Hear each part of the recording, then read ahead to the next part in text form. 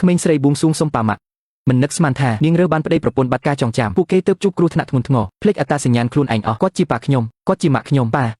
ម៉ាក់ក្មេងស្រីនាំពួកគេទៅផ្ទះកញ្ចាស់ទាំងសប្បាយទោះបីផ្ទះនេះក្រីក្រខុសពីសម្លៀកបំពាក់ថ្លៃរបស់គេខុសគ្នាដាច់ស្រឡះតែពួកគេមិនសង្ស័យទេបុរសនោះសម្លឹងមើលកូនស្រីស្គមស្គាំងគាត់ស្ដីបន្ទោសខ្លួនឯងគិតថាខ្លួនមិនបានខំធ្វើការធ្វើឲ្យប្រពន្ធកូនលំបាកពេលនោះប្រពន្ធក៏ឃើញនាឡិកាថ្លៃនៅលើដៃប្តីមើលទៅមានតម្លៃណាស់ដើម្បីជីវភាពគាត់ដោះនាឡិកាភ្លាមយកទៅលក់នៅផ្សារយកលុយក្មេងស្រីឃើញក៏សុំទៅជំនួសនាងថាអាចជួយយកទៅលក់បាននាងកាន់នាឡិកាយ៉ាងសប្បាយស្រមៃដល់ជីវិតដ៏មានន័យក្មេងស្រីមិនចាប់អារម្មណ៍ថានៅកន្លែងឡានដែលកិនគ្នានោះមានមនុស្សចំរោមគ្រួសារអ្នកមានកំពុងតាមរកពួកគេដោយសារក្មេងស្រីមិនមើលផ្លូវក៏ទៅបុកលោកតាពេញទំហឹងគាត់ក៏ចំណាំនាងបានភ្លាមស្នាមនៅដៃដូចចៅស្រីដែលបាត់ខ្លួន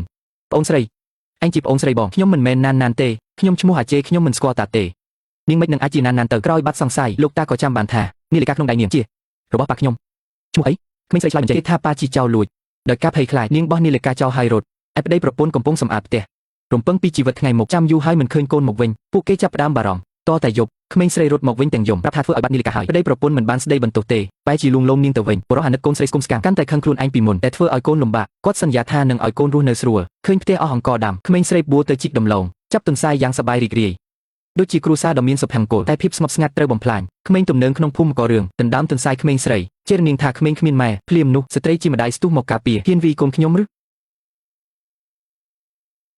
ពេលនោះដែរមីងចិត្តអាក្រក់របស់នាងនាំអ្នកជួយមនុស្សមកតាមរកមីងមានគម្រោងយូរហើយថានឹងលក់ក្មេងស្រីយកលុយពួកគេក៏បានមកដល់ឃើញក្មេងស្រីនិងប៉ាម៉ាក់ថ្មីមីងក៏លាតត្រដាងថានាងជាក្មេងរើសមកចិញ្ចឹមគ្មានប៉ាម៉ាក់ឯណាទេហើយចង់ចាប់នាងយកទៅស្ត្រីជាម្ដាយការពារកូនមិនឲ្យគេប៉ះអ្នកជួយមនុស្សឃើញស្ត្រីនោះស្អាតទោះស្លៀកពាក់ចាស់ក៏កែចិត្តអាក្រក់ចង់ចាប់យកទៅលក់ទាំងពីរបុរសជាប្តីខឹងខ្លាំងណាស់ក៏ចូលទៅវីក្ដីតែមីងឲ្យលុយ5000ទៅអ្នកភូមិធ្វើឲ្យអ្នកភូមិមកជួយចាប់ពួកឯងជាមនុស្សត្រេកឆានកុំប៉ះកូនស្រីខ្ញុំក្នុងពេលដ៏គ្រោះថ្នាក់ប៉ាត្រូវគេវីដួលទៅដីម៉ាក់ត្រូវគេឡោមព័ទ្ធដោយអស់សង្ឃឹមក្មេងស្រីយំសារភាពថាពួកគេមិនមែនជាប៉ាម៉ាក់នាងទេខ្ញុំថាមែនហើយក្មេងរើសមកចិញ្ចឹមសោះមានប៉ាម៉ាក់ឯណាក្មេងប្រៃរើសបានមនុស្សល្ងង2នាក់ហាអស់សំណើចណាស់សុំទោសម៉ាក់កូនស្រឡាញ់ម៉ាក់ណាស់សុំទោសអាជេទោះកូនមិនមែនជាកូនបង្កើតឲ្យតែកូនហៅប៉ាមួយម៉ាត់ប៉ានឹងធ្វើជាប៉ាកូនរហូតម៉ាក់ក៏ធ្វើជាម៉ាក់កូនរហូតដែរនិយាយច្រើនណាស់ចាប់យកទៅហាបានពួកអាថោកទៀបងាប់ទៅយិនតៃអេថ្ងៃនេះអញសម្លាប់ឯង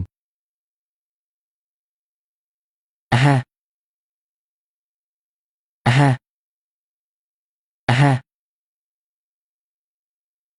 ប្តីសម្លាញ់លេងខ្ញុំទៅលេងខ្ញុំម៉ាក់មើលអីហ្នឹងម៉ាក់ទៅហើយឈប់សិនកុំអើលោកកុំអើចាំបានលុយសិនចាំលោកងាប់ទៅឯងស្រីចង្រៃនេះចង់ងាប់មែនទេអាហា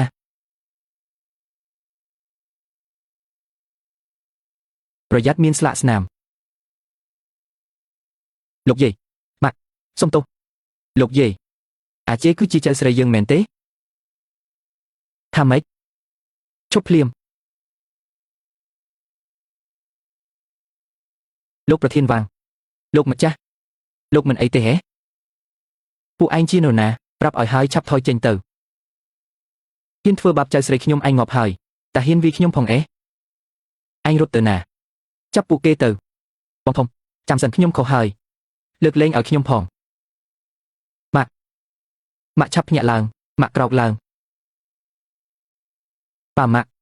អាជេជាក្មេងកំព្រាខ្ញុំចង់យកនាងទៅចិញ្ចឹមក្មេងនេះគួរឲ្យអាណិតណាស់នាងធ្លាប់ជួយជីវិតប៉ាជាអ្នកមានគុណរបស់យើងអាជេមកនេះប៉ានាំកូនទៅផ្ទះប៉ាមិនបោះបង់កូនទេក្មេងល្អប៉ាមិននឹងបន្ទោសកូនតោះទៅផ្ទះយើងក្មេងនេះមុខដូចយន្តចិនកាលពីក្មេងស្ដាយណាស់ដែលមិនមែនណាន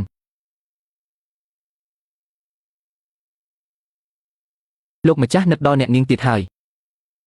ណានធ្លាប់លេងពួនកូនជាមួយខ្ញុំគេយកបន្តោងនាគរីជំខាំងទៅលាក់ប៉ុន្មានឆ្នាំហើយរកមិនឃើញសោះថែមទាំងបាត់ណានទៀតណានចៅយកបន្តោងទៅទុកណាតែរកមិនឃើញសោះ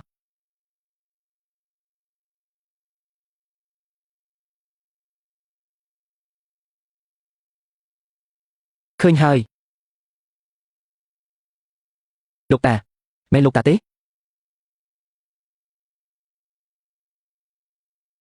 ត្រូវហើយនេះជារបស់ណានលាក់មិនក៏ចៅដឹងថានៅក្នុងសួនចៅគឺជាណានមែនទេបើសិនជាសង្កេត តឃើញថាស្បែកចាប់ផ្ដើមជ្រៀជ្រួញសក់កញ្ចក់ដូចជាមិនសូវមានសុខភាពល្អសោះខ្សោះសំណើមានបញ្ហាសក់ជ្រុះស្បែកខ្មៅស្អាតរញើសបើកធំកើតមាននៅបញ្ហាអាចរយឬកញ្ចក់ពិសេសគឺមានអារម្មណ៍ថាខ្លួនឯងចាស់ជាងវ័យនោះកតា collagen នៅក្នុងរាងកាយរបស់យើងកំពុងតែបាត់បង់ហើយតា collagen គឺជារឿងមួយដែលសំខាន់ដែលយើងមិនគួរមើលរំលងទេកាលណាដែលយើងមើលរំលងការបាត់បង់ collagen នៅក្នុងរាងកាយហើយមិនបានបំពេញវាឲ្យបានគ្រប់គ្រាន់ណាត្រឹមតែប៉ះពាល់ទៅដល់សម្រស់និងសុខភាពទេកើតមាននៅបញ្ហាការឈឺសន្លាក់ដៃជើងប៉ះពាល់ទៅដល់ការប្រែប្រួលអរម៉ូនទៀតឆ្នេះហើយការញ៉ាំជាមួយនឹង collagen ដើម្បីបំពេញ collagen ដែលបាត់បង់នៅក្នុងរាងកាយគឺពិតជាសំខាន់ជ្រើសញ៉ាំជាមួយនឹង collagen យ៉ាសកាគឺជាទីទុកចិត្តតែម្ដងញ៉ាំត្រឹមតែម្ដងជាប្រចាំថ្ងៃគឺស័ក្តិសមទៅនឹងកម្រិត collagen ដែលរាងកាយត្រូវការជាប្រចាំថ្ងៃតែម្ដង collagen យ៉ាសកាមានកម្រិត mg ខ្ពស់រហូតដល់ 48000 mg ហើយជាប្រភេទ collagen 3 peptide ញ៉ាំហើយស្បែកស្អាតតាំងពីក្បាលដល់ចុងជើងតែម្ដងពិសេសសង្កេតឃើញថាសក់កញ្ចក់ដុះលូតលាស់វិញល្អរឹងមាំគេងលក់ស្រួលកាត់បន្ថយនៅបញ្ហា stress ជួយសម្រួលដល់បញ្ហារោគស្ត្រីរដូវមកទៀងទាត់ល្អកាត់បន្ថយការឈឺចាប់កំឡុងពេលមករដូវលើពីនោះទៀតគឺជួយព្យាបាលនៅបញ្ហាមុខមុនស្នាមចំអាចរុយនៅលើស្បែកសមកថ្លាចេញពីខាងក្នុងមានសំណើមមានសុខភាពល្អតែម្ដងខ្ញុំមិនដឹងថាក្មេងចូលចិត្តលាក់កន្សែងទេប្រហែលជាការរកឃើញដោយចៃដន្យប្រហែលជាខ្ញុំខ្លាំងពេកហើយ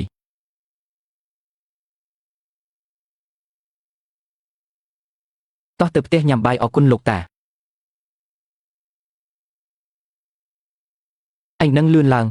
នៅយឺតយ៉ាវធ្វើអីលឿនឡើងលោកតាមីងលីវលោកហៅខ្ញុំក្មេងនេះផ្ញើមីងមើលផងរកអីឲ្យគេញ៉ាំផងទៅចាស់លោកកុំបារម្ភនេះជាក្មេងដែលអ្នកប្រុសយកមកពីស្រុកស្រែយល់ថាគ្មានឪពុកម្ដាយទេប្រហែលអ្នកប្រុសអាណិតទើបយកមកឲ្យធ្វើជាអ្នកបម្រើខ្ញុំឃ្លានស្អីទ្រាំសិនទៅក្មេងស្រីមកពីស្រុកស្រែសោះគ្រាន់តែបដូរខោអាវគុំធ្វើរកពេកទៅជូតកម្រាលអែតឲ្យស្អាតទៅមើលស្អីទៅជូតឲ្យលឿនទៅ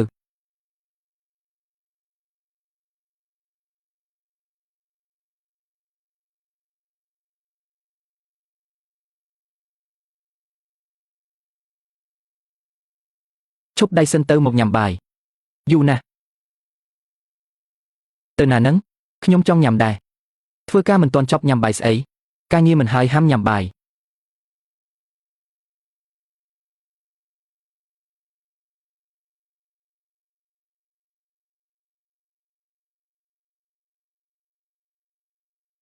ចង់ធ្វើអីខ្ញុំឃ្លានមិនមែនទើបតែញ៉ាំទេហេមិនក៏ឃ្លានទៀតហើយខ្ញុំរបស់នៅលើតូនេះគឺទុកជូនលោកតាស្អប់បំផុតនរណាប៉ះពាល់របស់គាត់ត្រឡប់ទៅបន្ទប់វិញទៅ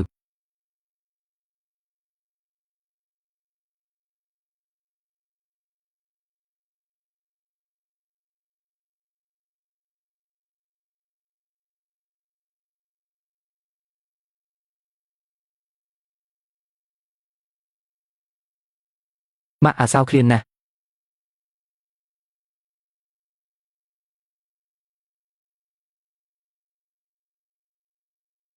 អ្នកប្រុសមកវិញហើយអ្នកនាងមិនអីទេមែនទេឥឡូវនេះនៅមិនទាន់ដឹងទេ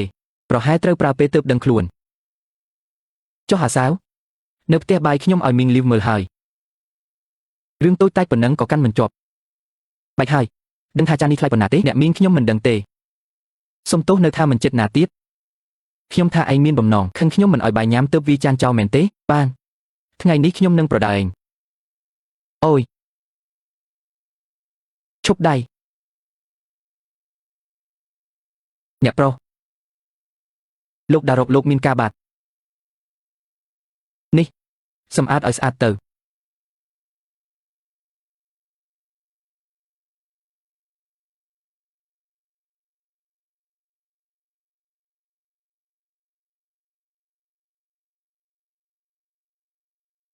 អាសាវតែកូនកាត់អីហ្នឹងជឿទេប៉ាខ្ញុំមិនអីទេគ្រាន់តែរបួសបន្តិចបន្តួចមិនបាច់ភ្ញាក់ផ្អើលទេប៉ាមិនក៏និយាយបែបនេះអាសាវតោះមីងលាងរបួសឲ្យយកទៅលាងឲ្យអស់ទៅ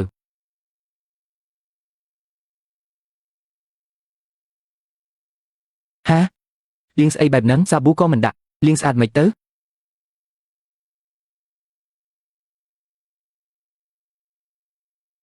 លាងទៅជួយសម្លាប់មេរោគ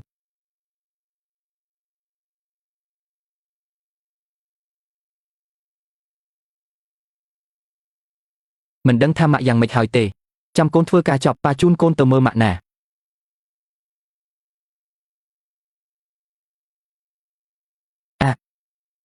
កាត់អី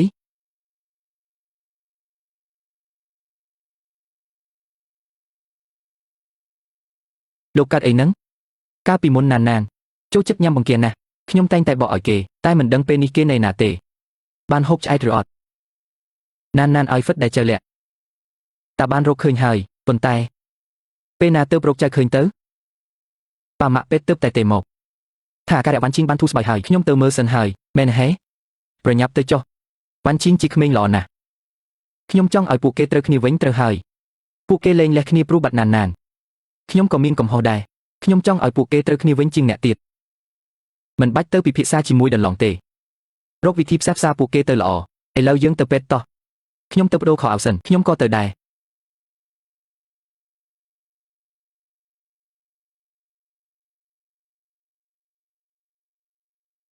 នេះជាហ្វិតរបស់លោកតាបើគាត់ដឹងថាខ្ញុំធ្វើបែកច្បាស់ជាយ៉ាប់ហើយមានរឿងអីហ្នឹងកើតរឿងអីក្មេងព្រៃនេះយ៉ាងម៉េចហ្នឹងដៃជើងរញ៉ៃញ៉ៃមើលចុះវាធ្វើឲ្យហ្វិតដែលលោកតាស្រឡាញ់បែកអស់ហើយអាសាវនេះអញធ្វើបែកហេមិនមែនខ្ញុំទេកុំកុហកគឺអញធ្វើបែកហ្នឹងខ្ញុំឃើញច្បាស់ណាស់ក្មេងស្រីនេះដៃជើងធ្ងន់ណាស់គឺវាធ្វើបែកច្បាស់ណាស់បើលោកតាដឹងច្បាស់ជាខឹងហើយខ្ញុំអត់ទេ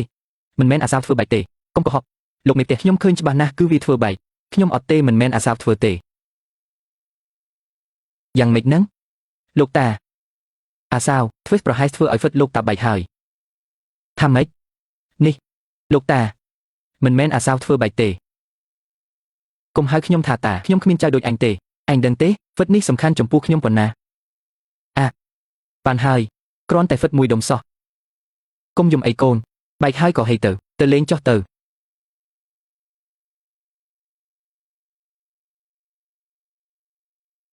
អ្នកប្រុសក៏ចឹងដែរមិនដឹងរើក្មេងព្រៃមកធ្វើអីទេពិតជាមុខចង្រៃមែនបានហើយនិយាយតិចខ្លះទៅ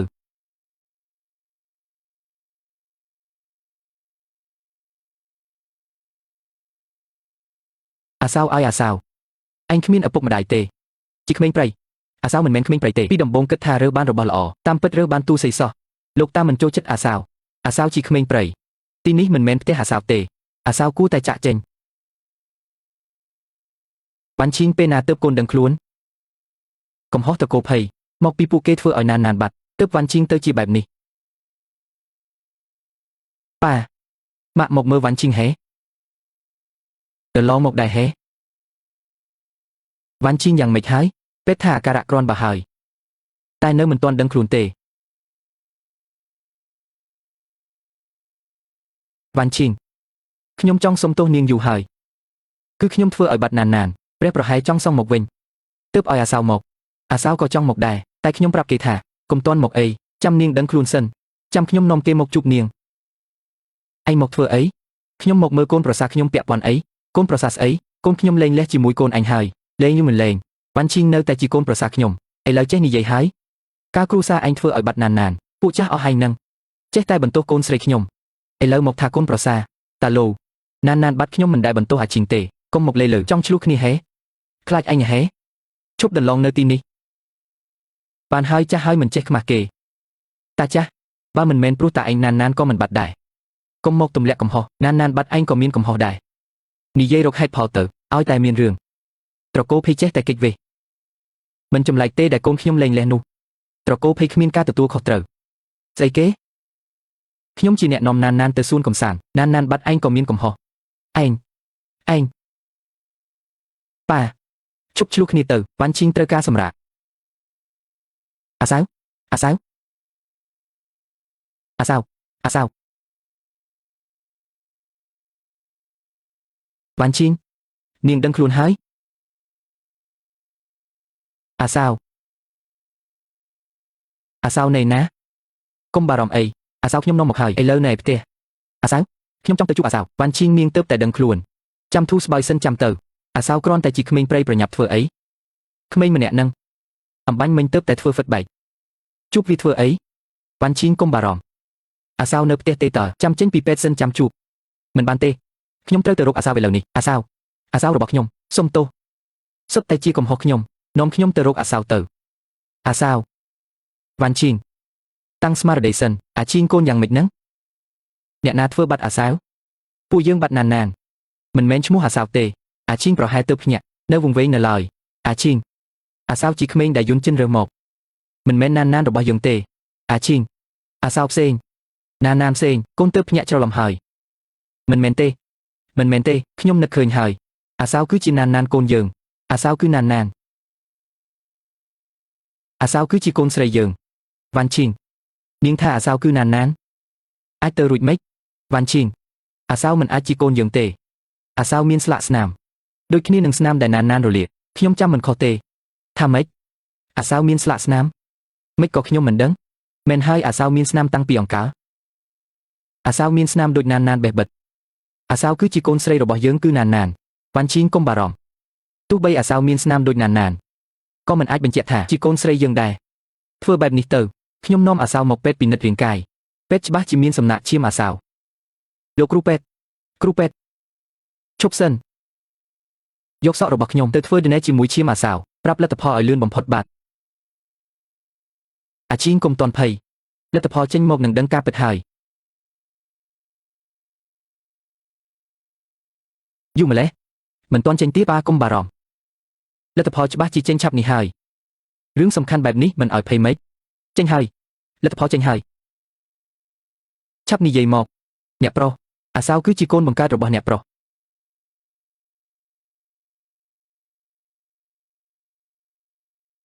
អាសាវពិតជាចៅបង្កើតរបស់ខ្ញុំសុំមើលអាសាវគឺជាចៅស្រីបង្កើតរបស់ខ្ញុំហាហាល្អណាស់ចៅស្រីខ្ញុំរកឃើញវិញហើយប៉ាម៉ាក់លើកនេះជឿខ្ញុំហើយឬនៅអាសាវចៅស្រីខ្ញុំនៅក្បែរខ្ញុំសោះតោះទៅផ្ទះខ្ញុំចង់ទៅជួបចៅស្រីខ្ញុំវ៉ាន់ឈីងអាសាវចាំម៉ាក់ផងតាលោកមកហើយវ៉ាន់ឈីងយើងទៅផ្ទះនេះមិនមែនអាសាវទេមិនមែនទៅនៅជាមួយប៉ាអ្នកមាននៅក្រុងទេហេមិនក៏ត្រឡប់មកវិញមើលទៅច្បាស់ជាគេដេញមកវិញហើយអ្នកមាននៅទីក្រុងមិននឹងចូលចិត្តក្មេងប្រុសបែបនេះ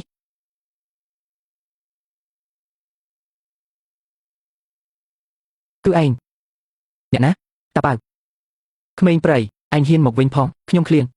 សុំឯងញ៉ាំបន្តិចបានទេចង់បានរបស់ញ៉ាំចេញទៅអញសុកចិត្តឲ្យឆ្កែស៊ីក៏មិនឲ្យអញដែរ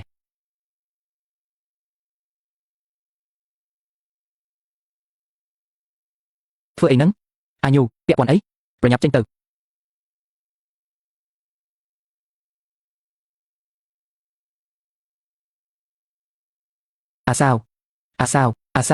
អាសាវណែណា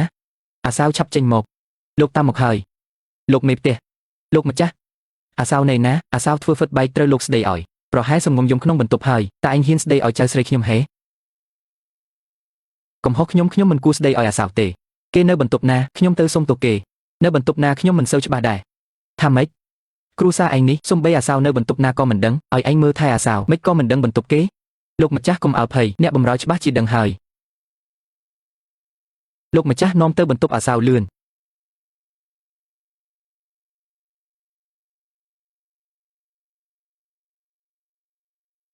អាសាវនៅទីនេះអាសាវនៅបន្ទប់បែបនេះវ៉ាន់ឈីងសុំទោសខ្ញុំពិតជាមិនដឹងទេតាចាស់អញហ៊ានឲ្យចៅស្រីខ្ញុំនៅកន្លែងបែបនេះទេខ្ញុំក៏មិនដឹងដែរទៅឡងស្ងប់អារម្មណ៍សិនប្រហែលជាមានការយល់ច្រឡំក្មេងតូចប៉ុណ្ណឹងទោះបីមិនមែនជាចៅឯងក៏មិនគួរឲ្យនៅកន្លែងបែបនេះដែរថ្ងៃនេះបើមិនបកស្រាយឲ្យសមហេតុផលទេខ្ញុំមិនលើកលែងឲ្យទេទទួលស្គាល់ថាពីមុនខ្ញុំមិនចូលចិត្តអាសាវតែខ្ញុំមិនដែលឲ្យនៅកន្លែងបែបនេះទេរឿងនេះយ៉ាងម៉េចគឺមីងលីវឲ្យអាសាវនៅទីនេះទៅតាមមីងលីវមកលោកម្ចាស់មីងលីវមកហើយអាសាវណែណាគឺឯងឲ្យអាសាវនៅបន្ទប់ដាក់អីវ៉ាន់ចាស់លោកម្ចាស់ក្មេងនោះមិនមែនជាអ្នកបម្រើហេអ្នកបម្រើគួរតែនៅបន្ទប់ដាក់អីវ៉ាន់ហើយ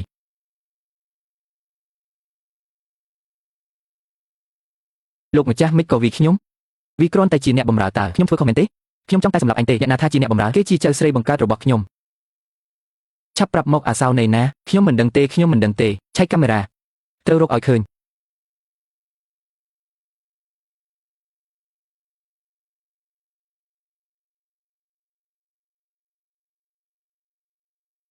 ទៅជូតកម្រាលឥតឲ្យស្អាតមើលស្អីទៅធ្វើឲ្យលឿន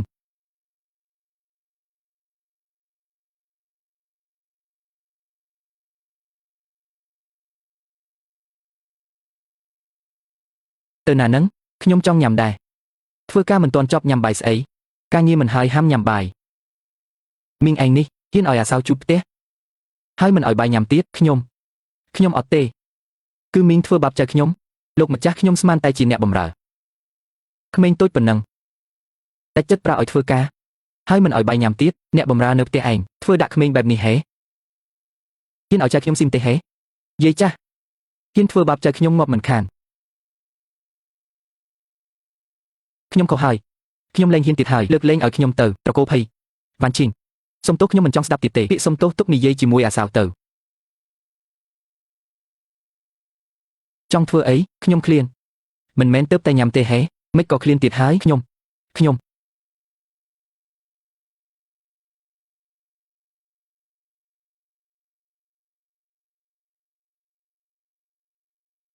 ឈប់មិនក៏មិនឲ្យអាសាវញ៉ាំខ្ញុំស្មានថាអាសាវញ៉ាំហើយគឺលោកជាអ្នកបញ្ជាថារបស់លើតូមិនឲ្យអ្នកណាដឹងអាសាវឲ្យតាសុំទោសចៅខ្ញុំនេះចាំរកឃើញអាសាវខ្ញុំនឹងគិតបញ្ជីជាមួយឯងចាក់ទៀត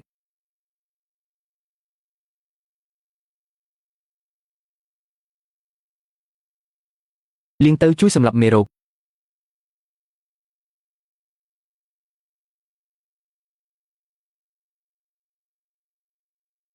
ឈប់ព្រះអើយអំបិលមិនក៏ដាក់អំបិលក្នុងទឹកខ្ញុំចាំបានថាពេលនោះអាសាវមានរបួសដៃដឹងថាអាសាវមានរបួសមិនក៏ដាក់អំបិលត្រូវទឹកអំបិលច្បាស់ជាឈឺណាស់មិនក៏ធ្វើបែបនេះអាសាវដ៏គួរឲ្យអាណិតនៅក្នុងផ្ទះពួកឯងត្រូវអ្នកបម្រើធ្វើបាបដល់ថ្នាក់នេះជាកំហុសយាយធ្វើឲ្យចៃរងទុកនៅទីនេះយាយសុំទោសយាយចង្រៃយាយចាស់មួយជើងនេះជំនួសអាសាវលោកម្ចាស់លើកលែងឲ្យខ្ញុំផងចាក់ទៀត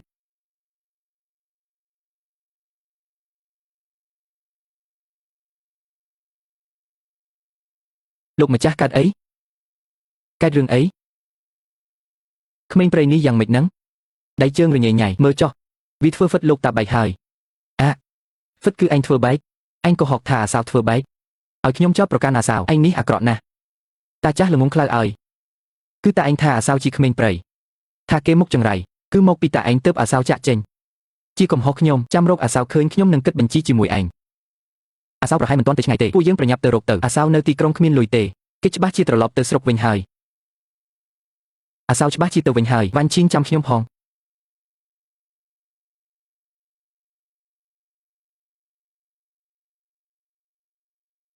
យាយប៉ាវសុំអីញ៉ាំបន្តិចឲ្យវាគូក្បាលឯងមានបញ្ហាហេតាំងពីវាចូលមកភូមិយើងសេរហូតវាជាមុខចង្រៃមកឲ្យបាត់ទៅនិយាយស្អីគ្រូធម្មជាតិពាក់ព័ន្ធអីនឹងអាសាវប៉ាអាណិតវាប៉ាយកបាយខ្លួនឯងឲ្យវាស៊ីទៅបាយយើងមិនគ្រប់ស៊ីផងតាវាគឺបែបនឹងហើយរឿងអីត្រូវឲ្យបាយវាស៊ីពួកឯងនេះអាសាវជាក្មេងព្រៃដែលគ្មានអ្នកណាចង់បាន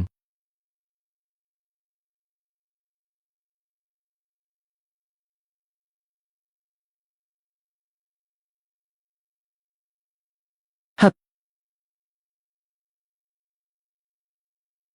ម៉ាក់អាសាវនឹកម៉ាក់ណាស់អាសាវចង់មានផ្ទះ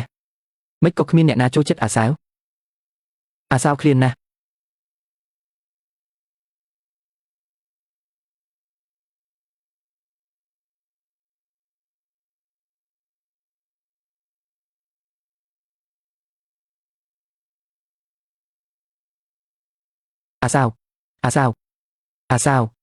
អាសាវលោកតាមកជួបកូនហើយឆាប់ចេញមកអាសាវលោកតាមករកចាស់ហើយ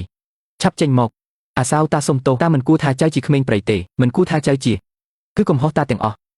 ក្នុងផ្ទះគ្មានទេអាសាវទៅណាហើយអាសាវនៅណាមកពីតាឯងនឹងបើមិននិយាយបែបនោះអាសាវក៏មិនខូចចិត្តមិនចេញពីត្រកូលភីទេតាចាស់នេះកំហុសខ្ញុំបានហើយមិនមែនពេលបន្ទោសគ្នាទេអាសាវធ្លាប់មកទីនេះខ្ញុំឃើញចប់បាត់ប្រហែលគេទៅជីកបន្លែលើភ្នំហើយនៅចាំអីទៀតទៅរកលើភ្នំតោះអាសាវអាសាវអាសាវអាសាវអាសាវអាសាវអាសាវ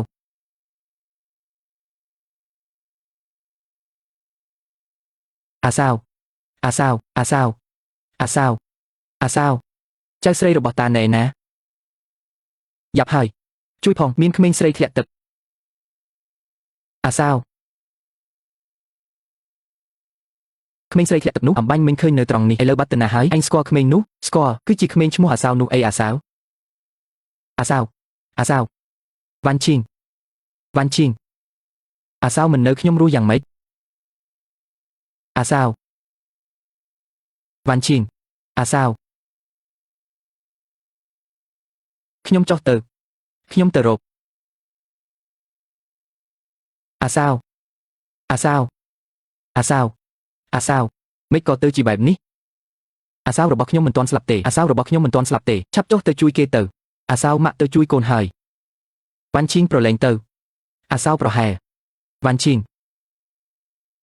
បិទមាត់អាសាវមិនស្លាប់ទេវ៉ាន់ឈីងលេងខ្ញុំត្រូវទៅជួយកូនខ្ញុំវ៉ាន់ឈីងស្ងប់អារម្មណ៍សិនកូនស្រីខ្ញុំអាសាវអើយគឺដាជាអ្នកសម្លាប់ចៅ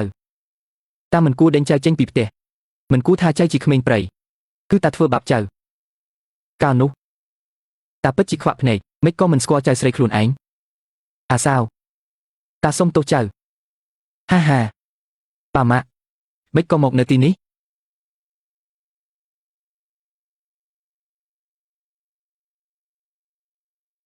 អាសាវម៉ាក់មិនក៏យំមានមនុស្សអាក្រក់ធ្វើបាបហេកុំភ័យអាសាវការពារម៉ាក់អាសាវធ្វើឲ្យម៉ាក់ភ័យស្លាប់ហើយកូនដឹងទេកូនគឺជាកូនបង្កើតរបស់ម៉ាក់ម៉ាក់គឺជាម៉ាក់បង្កើតរបស់កូនម៉ាក់ភ្លេចហើយហេគឺម៉ាក់រើខ្ញុំមកអាសាវគ្មានឪពុកម្ដាយទេម៉ាក់ចាំមិនច្រឡំទេកូនគឺជាកូនបង្កើតរបស់ម៉ាក់អាសាវគាត់គឺជាម៉ាក់បង្កើតកូនពិតមែនប៉ាក៏ជាប៉ាបង្កើតកូនដែរជីវខ្ញុំមានប៉ាម៉ាក់ហើយអាសាវឲ្យតាមមើលបន្តិចអាសាវកំហុសដារបស់ទាំងអស់តាដេញចៅចេញពីផ្ទះហើយនៅថាចៅជាក្មេងព្រៃកំហុសតាទាំងអស់លោកតាគុំវីអីមិនមែនកំហុសតាទេចៅស្រីតា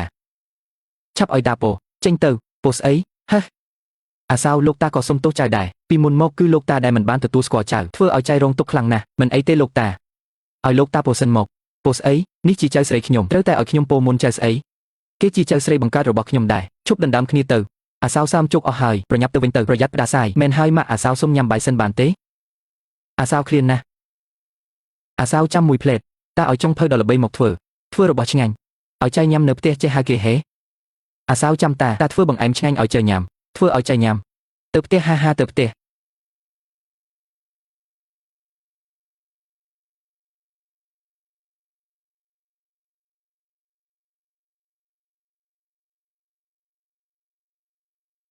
ថ្លើមខ្ញែនបារាំង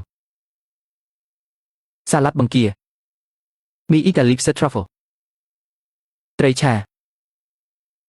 លោកតាសាច់នេះញ៉ាំបានហេបានតើរបស់ឆ្ងាញ់ទាំងនេះតាឲ្យគេធ្វើសម្រាប់ចៅមកពីតូចណានចូលចិត្តញ៉ាំបង្គាហាញ៉ាំទៅអរគុណលោកតាឆ្ងាញ់ណាស់អាសាវមើលចុះលោកតាមានអីឆ្ងាញ់ខ្លះ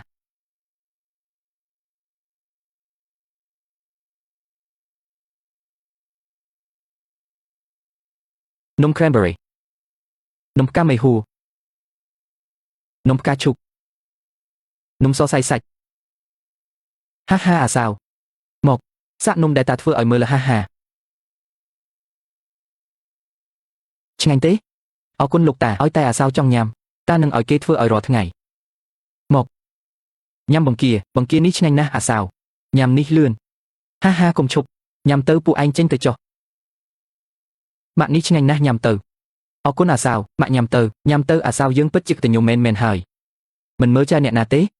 ប៉ាធ្វើបែបនេះទៅឲ្យអាសាវនៅផ្ទះយើងឆ្លាស់គ្នាមួយផ្ទះមួយអាទិត្យយ៉ាងម៉េចគំនិតល្អតែអាទិត្យដំបូងត្រូវនៅត្រកូលភ័យសម្រាប់ចឹងចុះ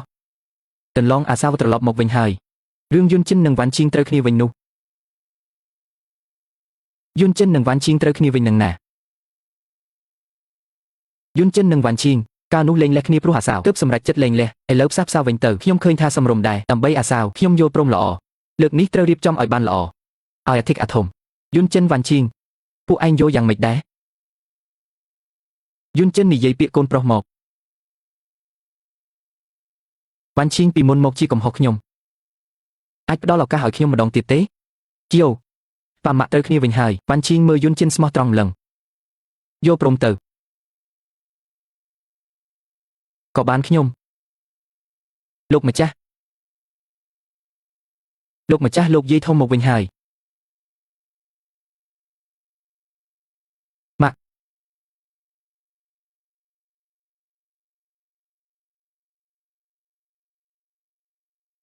លោកយាយម៉ាក់មិនមែននៅព្យាបាលនៅបរទេសទេមិនក៏មកវិញមុនកំណត់ម៉ាក់គួរតែប្រាប់មុនពួកខ្ញុំនឹងទៅទទួលលោកម្ចាស់លោកយាយទើបតែវះកាត់បេះដូងជាសះស្បើយល្អណាស់គាត់មិនចេះនៅបរទេសទើបមកវិញមុន ការវះកាត់ជោគជ័យល្អណាស់ពួកនេះមកធ្វើអី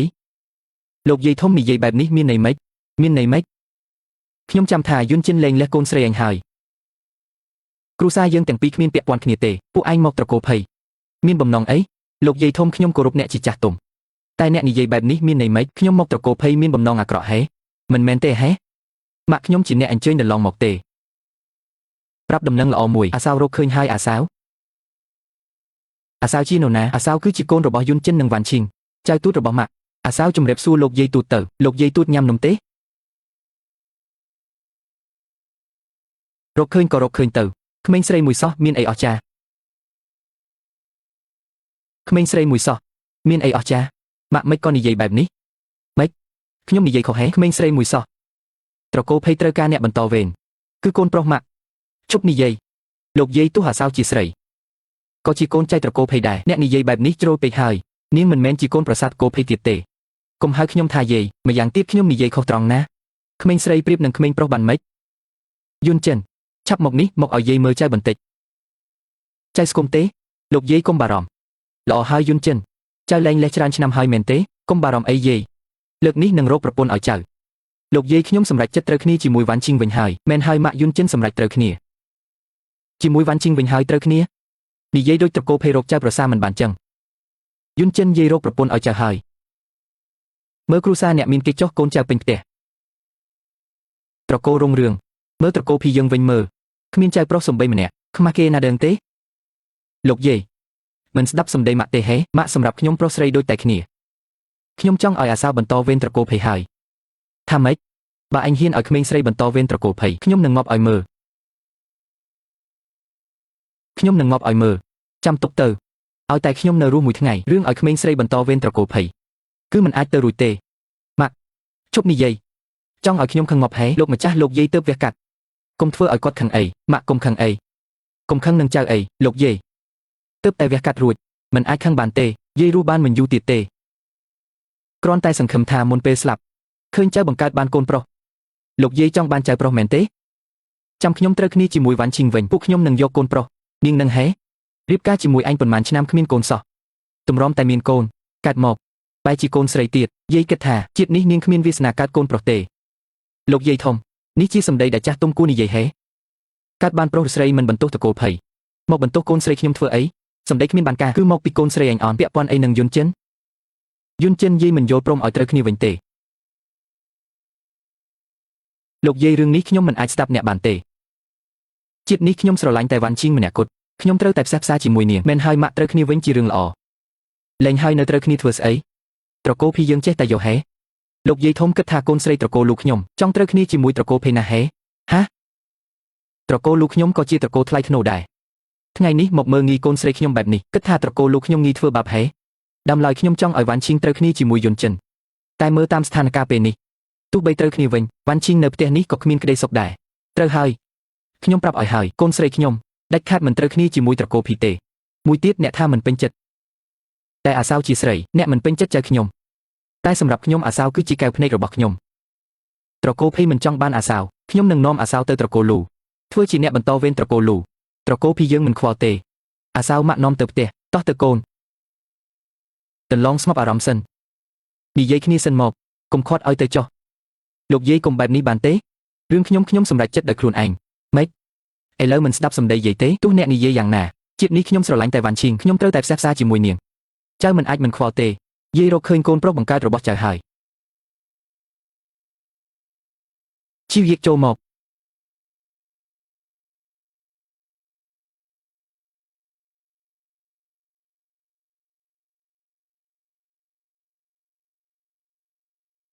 នាងគឺចៅជីវយា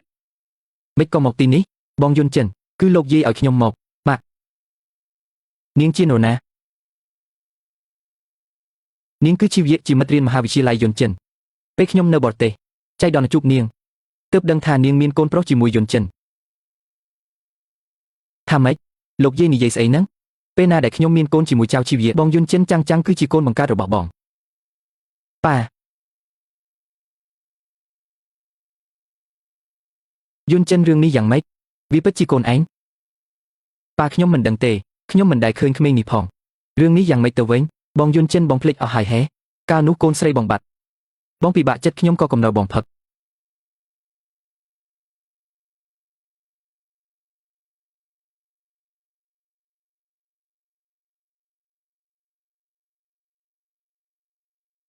បងយន់ចិនកុំពិបាកចិត្តអី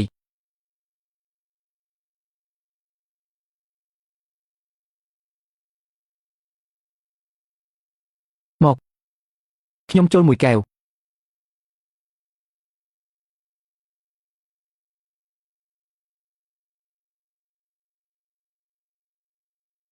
បន្ទាប់មកពួកយើងក៏ទៅសន្តាគារ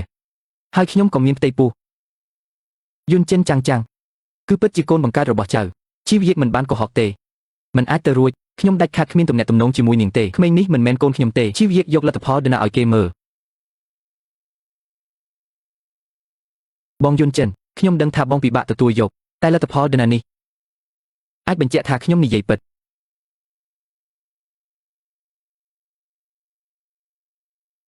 យន់ចិនប្រាប់ខ្ញុំថាជារឿងពិតឬអត់ប៉ាខ្ញុំមិនដឹងពិតមែនតែខ្ញុំធានាថាខ្ញុំគ្មានទំនាក់ទំនងអីជាមួយនាងទេលទ្ធផលនេះច្បាស់ជាមានបញ្ហានិយាយស្អីលទ្ធផលនេះខ្ញុំជាអ្នកឲ្យគេធ្វើផ្ទាល់ដៃខ្លាញ់មិននឹងកើតល្អណាស់ពីយន់ចិនលោកពូកែណាស់ទុកពួកយើងជាមនុស្សល្ងងហេស្ដាប់ខ្ញុំបកស្រាយសិនគ្មានអីត្រូវបកស្រាយទេប៉ាតោះយើងទៅវ៉ាន់ឈីងខ្ញុំសូមស្បោះខ្ញុំមិនដែលធ្វើអីខុសចំពោះនាងទេមានអីត្រូវបកស្រាយទៀតធ្វើមិនធ្វើលោកដឹងខ្លួនឯងច្បាស់ហើយវ៉ាន់ឈីងខ្ញុំដឹងថានាងខឹងរឿងនេះត្រកូលភ័យនឹងផ្ដោតចម្លើយឲ្យនាងប៉ុន្តែអាសាវកុំតន់យកទៅអីថាឲ្យនៅត្រកូលភីមួយអាទិត្យលោកគិតថាក្នុងកាលៈទេសៈនេះខ្ញុំអាចទុកអាសាវនៅទីនេះបានហេមនុស្សយាយចាស់នោះនិយាយទេមានតែកូនប្រុសទើបជាចៅត្រកូលភ័យទុកអាសាវនៅទីនេះមិនដឹងត្រូវគេធ្វើបាបអីខ្លះខ្ញុំមិនឲ្យកូនខ្ញុំរងទុក្ខទេនិយាយស្ដីឲ្យវាសមរម្យបន្តិចលោកយាយក៏មិនហើយទុកខ្ញុំជាចាស់ទុំទេមិនមែនត្រកូលភ័យអ្នកមិនមែនយាយខ្ញុំទេឯងចង់ធ្វើឲ្យខ្ញុំខឹងងាប់ហេមិនអីទេវ៉ាន់ឈីងកុំនិយាយទៀតលោកយាយរឿងទាំងអស់ជាកំហុសខ្ញុំបើមិនមែនខ្ញុំនាំចាំងមកពួកគាត់ក៏មិនឆ្លោះគ្នាខ្ញុំនាំចាំងទៅវិញចោះមិនឲ្យទៅអ្នកដែលត្រូវទៅគឺវាអាសាវឯងចេញទៅម៉ាក់ខ្ញុំសន្យាជាមួយលោកតាថានៅទីនេះវ៉ាន់ឈីងខ្ញុំពិតជាមិនដាច់ចិត្តពីអាសាវទុកគេនៅមួយរយៈសិនទៅចាំមកទទួលវិញអាសាវនិយាយត្រូវវ៉ាន់ឈីងកុំបារម្ភខ្ញុំធានាអាសាវនៅទីនេះដាច់ខាតមិនឲ្យរងទុក្ខទេក្មេងស្រីម្នាក់សោះទៅក៏ទៅចុះយើងមានចាំងហើយលោកយាយកុំនិយាយអីលោកយាយឲ្យអាសាវនៅចុះយ៉ាងណាក៏ជាកូនបងយន់ចិនដែរជាចៅទូតរបស់លោកយាយទុកឲ្យនៅលេងជាមួយចាំងទៅមែនហេនិយាយត្រូវដែរចឹងឲ្យនៅចុះអាសាវអរគុណអាសាវមកនេះល្អណាស់យប់នេះនៅជាមួយលោកតាមិនបានទេអាសាវត្រូវទៅជាមួយខ្ញុំលោកតាខ្ញុំនៅផ្ទះតាពី3ថ្ងៃចាំទៅផ្ទះលោកតាឡូបានទេបានតាលូតាមចិត្តចៅតែបើគេធ្វើបាបត្រូវប្រាប់ដាណាចាស់ភីយុនចិនខ្ញុំប្រមានលោកបើអាសាវនៅទីនេះរងទុកបន្តិចខ្ញុំមិនទុកលោកទេវ៉ាន់ឈីងខ្ញុំធានាដាច់ខាតមិនឲ្យកើតឡើងទេរឿងចៅជីវយៈខ្ញុំមិនចង់ស្ដាប់ស្អែកខ្ញុំទៅរកខ្ញុំនឹងបកស្រាយប្រាប់នាងមិនបាច់បកស្រាយទេអាសាវពួកយើងឡើងទៅលើបងយុនចិនចេញទៅកុំប៉ះខ្ញុំ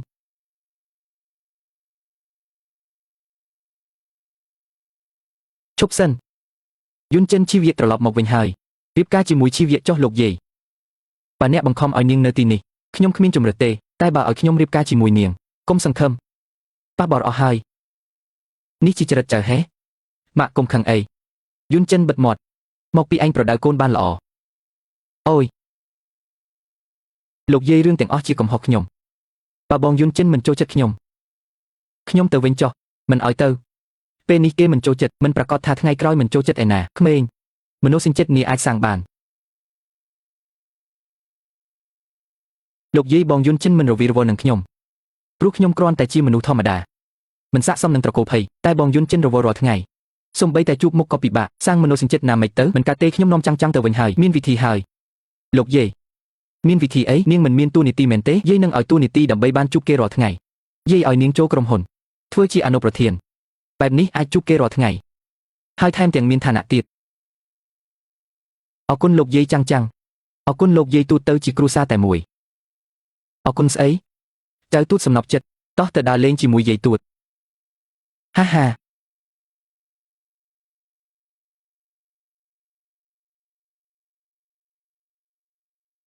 ប៉ាព្រឹកឡើងត្រូវញ៉ាំអាហារពេលព្រឹកណាបានប៉ាញ៉ាំ ចៅស្រីដ៏ល្អកុំគិតតែឲ្យប៉ាតាក៏មិនទាន់ញ៉ាំដែរចឹងលោកតាលោកយាយអាសាវរៀបចំជូនដែរល្អទេយាយមិនឃ្លានទេអាសាវឆ្លាតណាស់មិនបាច់ទេតែយាយត្រូវចេញទៅក្រៅលោកមេផ្ទះមើលអ្នកនាងតូចឲ្យល្អបើកើតរឿងដូចលើកមុនខ្ញុំមិនទុកលោកទេលោកម្ចាស់កុំបារម្ភដាច់ខាតមិនឲ្យកើតរឿងទៀតទេលោកតាញ៉ាំអាហារពេលព្រឹកមិនបាច់ទេប៉ាទៅហើយបាយបាយអូយមិនរុញប្អូនចឹង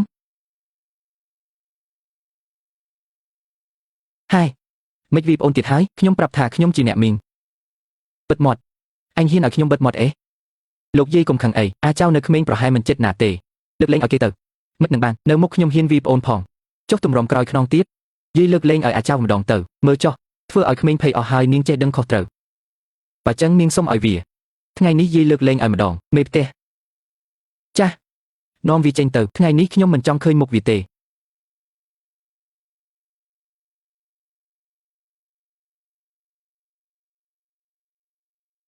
មានរបួសត្រង់ណាអត់លោកទូតខ្ញុំខ្លាចកុំខ្លាចលោកទូតនៅទីនេះហើយតិចទៀតណាលោកទូតនាំទៅញ៉ាំនំដែលចៅចូលចិត្តហាហាល្អណាស់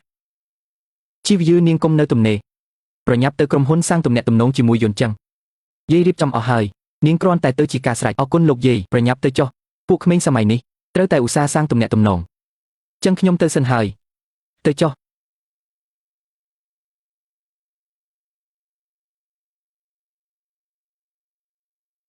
មិនបានជាលោកទូតមិនចូលចិត្តខ្ញុំចឹងខ្ញុំត្រូវធ្វើម៉េចទើបគាត់ចូលចិត្តខ្ញុំមានវិធីមួយលោកជំទាវចូលចិត្តញ៉ាំតែណាស់បើអ្នកនាងអាចៅឆុងតែដោយផ្ទាល់ដៃហើយយកទៅជូនគាត់ច្បាស់ជាចូលចិត្តឆុងតែខ្ញុំធ្លាប់រៀនខ្ញុំនឹងឆុងតែជូនលោកទូតលោកទូតអញមកធ្វើអីខ្ញុំមកចាក់តែជូនមិនបាច់ទេខ្ញុំមិនស្រេកលោកទូតខ្ញុំស្រេកហើយហាហាបានចាំទូតចាក់ទឹកឲ្យចៃញ៉ាំណា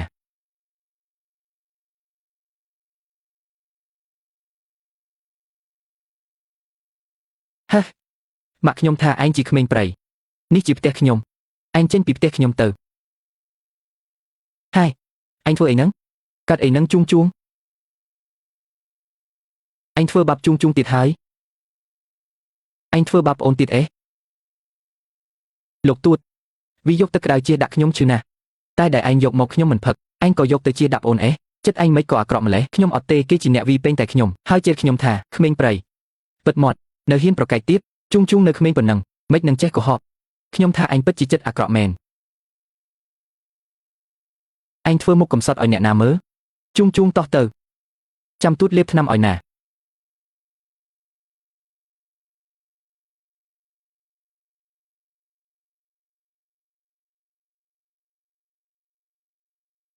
អូយអាចៅម៉ាក់មកលេងកូនហើយអាចៅកូនកាត់អីហ្នឹងអាចៅដៃរបស់កូននរណាធ្វើបែបនេះម៉ាក់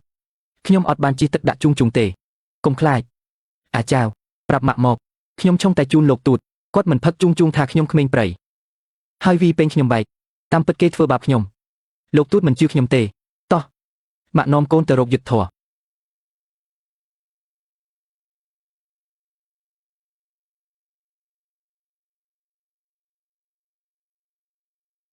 នាងមកធ្វើអីលោកជំទាវលោកមើលដៃអាចៅផងនឹងមកពីវាធ្វើខ្លួនឯងអ្នកណាឲ្យវាជិះទឹកក្តៅដាក់ជួងគេចង់យកចិត្តលោកឆុងតែជូនលោកគឺជួងធ្វើបាបគេមិនលោកមិនសួរនាំបែជាបន្ទោសគេសម្ដីមិនសមទំនងជួងមិននឹងធ្វើបាបវាខ្ញុំឃើញវាមានចិត្តអាក្រក់ច្បាស់ណាស់អ្នកណាធ្វើបាបអ្នកណាមើលកាមេរ៉ាទៅដឹងហើយមើលក៏មើលថ្ងៃនេះខ្ញុំនឹងបង្ហាញភាពស្អាតស្អំរបស់ជួងមេផ្ទះចាស់ទៅយកវីដេអូកាមេរ៉ាមកឲ្យខ្ញុំមើលចាស់លោកជំទាវ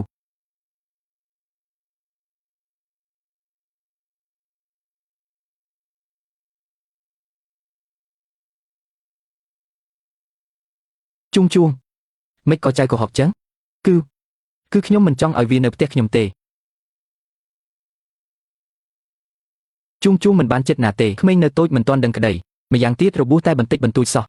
កុំធ្វើឲ្យរឿងតូចជាធំតិចទៀតឲ្យមេផ្ទះលាបថ្នាំឲ្យទៅជាការស្រេចហើយ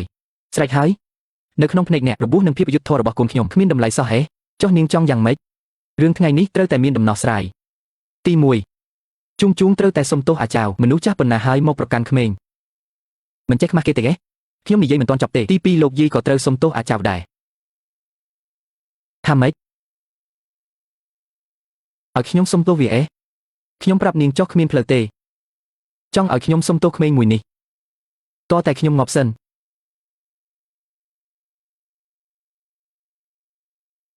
ម៉ាក់ខ្ញុំនឹងធ្វើខ្លួនឲ្យល្អដើម្បីឲ្យលោកទូតចូលចិត្តក្មេងឈួតនៅឈឺទេម៉ាក់ខ្ញុំលែងឈឺហើយម៉ាក់ចឹងពួកយើងត្រូវទៅណាម៉ាក់នាំកូនទៅផ្ទះត្រកូលលូយើងលែងនៅត្រង់រំកម្មទៀតហើយមិនបានទេបើខ្ញុំទៅប៉ាមកមិនឃើញខ្ញុំប៉ាប្រកាសជាពិបាកចិត្តណាស់ថ្ងៃនេះបើម៉ាក់មិនមកទាន់ទេកូនត្រូវគេធ្វើបាបហើយគ្មានអ្នកណាប្រាប់ម៉ាក់ទេត្រូវតែទៅផ្ទះតាដើម្បីជួបតាយាយម៉ាក់ឲ្យខ្ញុំទៅរកប៉ាសិនទៅខ្ញុំនឹកប៉ាសូមអង្វរបានចឹងទៅរកប៉ាយេបានទៅរកប៉ាហើយ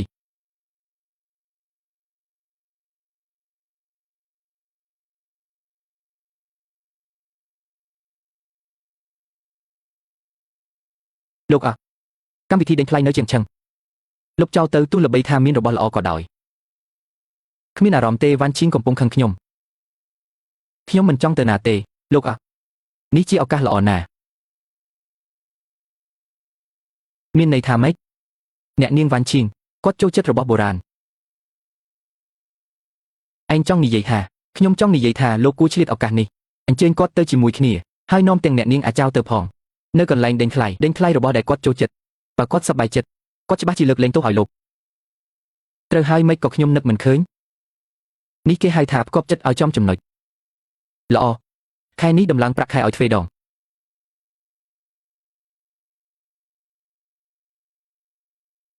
អាឡូវ៉ាន់ឈីងអូននៅណាបងថាម៉េចអូននៅក្រោមក្រុមហ៊ុនបានចាំបងនៅនឹងហើយបងចុះទៅលើ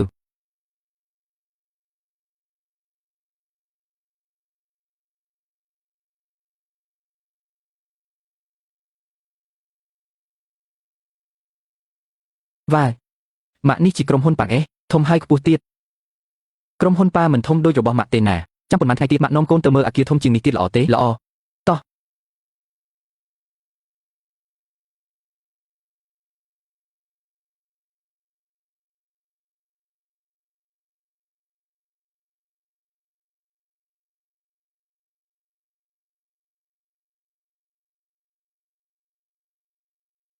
អ្ន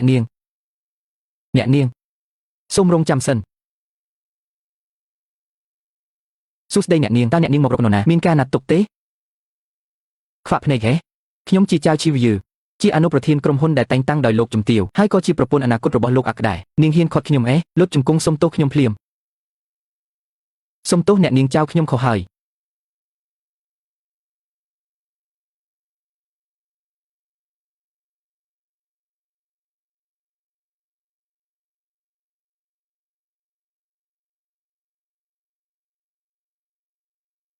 ស្មានតែនរណាតាមពិតគឺបងស្រីវ៉ាន់ឈីងសោះទីនេះជាក្រុមហ៊ុនមិនមែនផ្ទះត្រកូលពីរទេនាងមានសិទ្ធិអីឲ្យគេលុតជង្គង់សុំទោសក្រុមហ៊ុនយ៉ាងម៉េចក្រុមហ៊ុននេះជារបស់ត្រកូលភ័យលោកជំទាវឲ្យខ្ញុំមកកាន់តំណែងអនុប្រធាននាងហ៊ានខាត់ខ្ញុំឲ្យនាងលុតជង្គង់សុំទោសមានបញ្ហាអីបងស្រីបងនិងបងយុនចឹងលែងលះគ្នាហើយមកក្រុមហ៊ុនធ្វើអីទៀតបើលោកជំទាវដឹងថាបងមកក្រុមហ៊ុនគាត់ច្បាស់ជាមិនសប្បាយចិត្តទេខ្ញុំដឹងហើយបងមករកបងយុនចឹងមកសុំត្រូវគ្នាវិញមែនទេអូភ្លេចប្រាប់ទៅលោកជំទាវឲ្យបងយុនចឹងរៀបការជាមួយខ្ញុំហើយគាត់ប្រហែលមិនចង់ត្រូវគ្នាជាមួយបងវិញទេលោកវ៉ាន់ឈីងនាងហ៊ានពីខ្ញុំទី1ខ្ញុំមកក្រុមហ៊ុនមិនចាំបាច់ខ្វល់ថាយាយចាស់នោះសប្បាយចិត្តទេព្រោះខ្ញុំជាម្ចាស់ភាគហ៊ុនធំទី2របស់ក្រុមហ៊ុននេះម្យ៉ាងទៀតរឿងត្រូវគ្នាជាមួយភ័យយុនចឹងមិនស្ថិតលើគេទេគឺស្ថិតលើខ្ញុំថាយល់ព្រមឬអត់លោកវ៉ាន់ឈីងនាងជាស្អីទៅថ្ងៃនេះខ្ញុំនឹងឲ្យនាងជប់ឆ្លោះគ្នាភ្លាម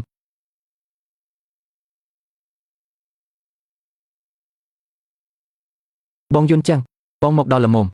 ខ្ញុំមកធ្វើជាអនុប្រធានបុគ្គលិកទទួលភ្ញៀវម្នាក់នេះមិនឲ្យខ្ញុំចូលទេរីឯបងវ៉ាន់ឈីងគាត់វាខ្ញុំទៀតបងយុនចឹងបងត្រូវតែរកយុទ្ធធម៌ឲ្យខ្ញុំណាបើលោកជំទាវដឹងរឿងនេះគាត់ច្បាស់ជាខឹងខ្លាំងណាស់សុខភាពគាត់មិនសូវល្អផងបើគាត់ខឹងតតែមានរឿងអីតើឲ្យខ្ញុំធ្វើម៉េចទៅ ខ្ញុំធ្លាប់និយាយពីអង្កលឲ្យនាងមកធ្វើការគឺលោកជំទាវជាអ្នករៀបចំឲ្យខ្ញុំមកក្រុមហ៊ុនមានច្បាប់ក្រុមហ៊ុនអ្នកណាមកធ្វើការគឺខ្ញុំជាអ្នកសម្រេចលោកយាយនិយាយមិនបានការទេនាងឆាប់សុំទោសបុគ្គលិករបស់ខ្ញុំរួចចេញពីក្រុមហ៊ុនទៅផ្ទះវិញភ្លាមបានកូនសម្លាញ់ប៉ានឹកកូនចង់ស្លាប់ហើយអាយ៉ាម៉ាក់ថាកូននឹកប៉ាមែនទេអ្នកណានឹកគាត់តោះពួកយើងឡើងទៅលើឯងឈរនៅនឹងហើយ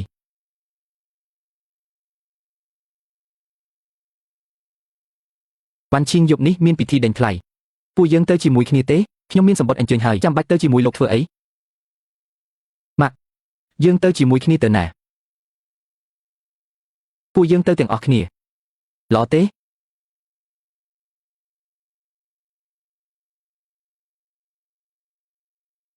តោះចាំខ្ញុំផងថ្ងៃនេះនៅផ្ទះត្រកូលភ័យអាចៅត្រូវគេធ្វើបាបខ្ញុំមិនទាន់ទូទាត់បញ្ជីផងថាម៉េចមានរឿងអីជួងធ្វើបាបអាចៅយាយរបស់លោកឃើញផ្ទាល់ភ្នែកតែបែរជាកាន់ជើងជួងខ្ញុំនឹងនាំអាចៅទៅផ្ទះត្រកូលលូអាចៅប៉ាសុំទោសមកពីប៉ាមិនល្អប៉ាមិនបានដឹងសោះមិនអីទេប៉ាកុំពិបាកចិត្តអីវ៉ាន់ឈីងរឿងដែលខ្ញុំសន្យាខ្ញុំធ្វើមិនបានល្អមែនចឹងបើអូនចង់នាំកូនទៅខ្ញុំមិនហ៊ានខត់ទេអាចៅប៉ានាំកូនទៅញ៉ាំអីឆ្ងាញ់យប់នេះយើងទៅដេញថ្លៃទាំងអស់គ្នាល្អទេល្អតោះទៅប្រយ័ត្នដួលកូនលោកជំទាវយ៉ាងម៉េចហ្នឹងឆាប់ងើបឡើងខ្ញុំទៅក្រុមហ៊ុនរកបងយុនចឹងបុគ្គលិកមិនឲ្យខ្ញុំចូលបងវ៉ាន់ឈីងគាត់វាខ្ញុំទៀតបងយុនចឹងការពារស្រីម្នាក់នោះដេញខ្ញុំឲ្យត្រឡប់មកវិញទៀតលោកជំទាវខ្ញុំដឹងថាឋានៈខ្ញុំតូចទាបមិនសមនឹងត្រកូលភ័យខ្ញុំមានតែនាំជួងចាក់ចេញទៅហួសហេតុពេកហើយខ្ញុំមិនទាន់ស្លាប់ទេមិនដល់វេនពួកគេសម្រេចចិត្តទេយន្តចឹងពិតជាមិនចេះគិតមែននាងមកវិញចំពេលល្អយប់នេះមានការដេញថ្លៃខ្ញុំនឹងនាំនាងទៅជាមួយខ្ញុំនឹងប្រកាសប្រាប់អ្នករាល់គ្នាថានាងទើបជាចៅប្រសារស្រីរបស់ត្រកូលភ័យ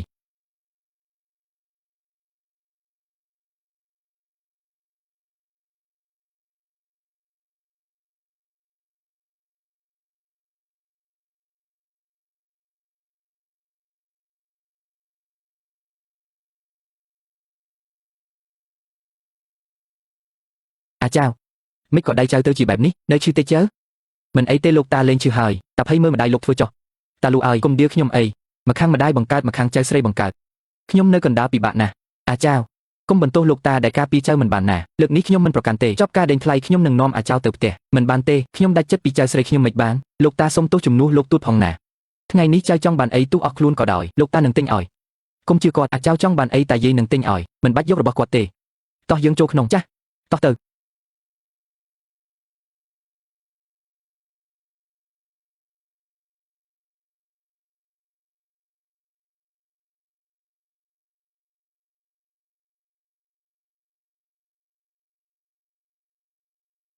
ភ័យយន្តចឹងពួកឯងទាំង3នាក់មកនេះម៉ាក់លោកជំទាវក៏មកដែរលោកជំទាវ2នាក់នេះគឺនេះជាអ្នកបន្តវេនត្រកូលភ័យជួងចំណែកម្នាក់នេះជាចៅប្រសារស្រីរបស់ខ្ញុំជាម្ចាស់ស្រីត្រកូលភីនៅថ្ងៃមុខចៅជីវយឺអ្នកនាងចៅពិតជាមានសំណាងមែនកម្រឃើញលោកជំទាវពេញចិត្តនរណាណាតាភ័យអបផងណាត្រកូលភីមានអ្នកបន្តវេនហើយលោកយកច្រឡំហើយថ្ងៃនេះខ្ញុំមកគឺចង់ដេញថ្លៃរបស់ល្អមួយជូនចៅប្រសារស្រីខ្ញុំជាកាដូភ្ញៀវកិត្តិយសកម្មវិធីដេញថ្លៃចាប់ផ្ដើមជាផ្លូវការ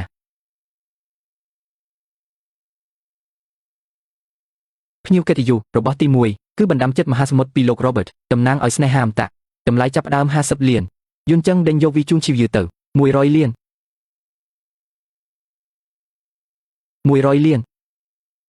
ភ័យយន្តចឹងទោះបងមិនស្រឡាញ់ខ្ញុំតែឲ្យតែលោកជំទាវកាន់ជើងខ្ញុំទ្រព្យសម្បត្តិតកូលភ័យគង់តែជារបស់កូនខ្ញុំទេ100លានមានអ្នកហ៊ានឲ្យលើសនេះទេ100លានលើកទី1 100លានលើកទី2លើកទី3លក់ជូនលោកអគ្គនាយកភ័យ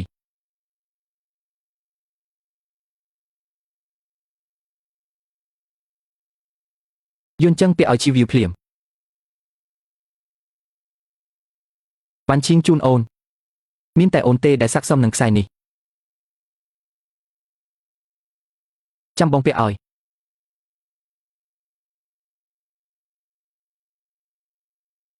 ម៉ាក់ពាក់ខ្សែក៏មួយនេះស្អាតណាស់សុខយកចិត្តបែបនេះប្រកាសជាមានល្បិចហើយកុំនិយាយច្រើនពេកអរគុណ ខ្ញុំឲ្យឯងជូនជីវយឺឯងជូននាងនោះធ្វើអីលោកយាយខ្សែនេះតំណាងឲ្យស្នេហាអមតៈមួយជីវិតនេះខ្ញុំស្រឡាញ់តែវ៉ាន់ឈីងម្នាក់គត់ចឹងត្រូវតែជូនគាត់ហើយឯងចង់ឲ្យខ្ញុំខឹងងាប់អេជីវយឺឲ្យយាយសុំទោសផងតិចទៀតនាងពេញចិត្តអីយាយទិញឲ្យទាំងអស់អរគុណលោកយាយ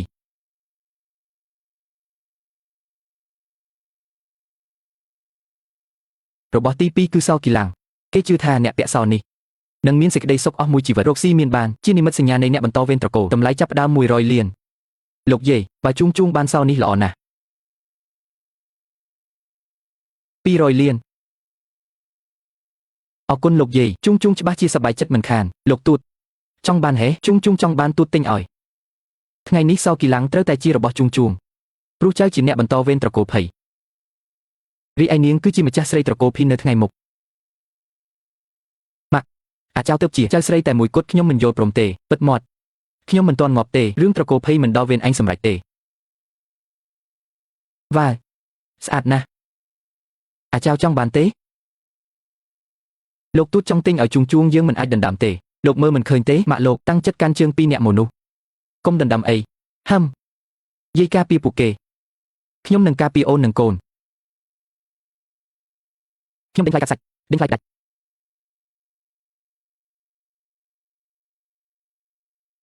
ដេញថ្លៃផ្ដាច់ត្រកូលភ័យឆ្លោះគ្នាអញហើយតើចៅដណ្ដើមយាយមិនដែលជួបទេភ័យយន្តចឹងមានន័យថាម៉េចអញហ៊ានធ្វើបែបនេះដើម្បីការពារអ្នកក្រៅអញហ៊ានប្រឆាំងនឹងយាយលោកយាយអាចៅចង់បានសោនេះ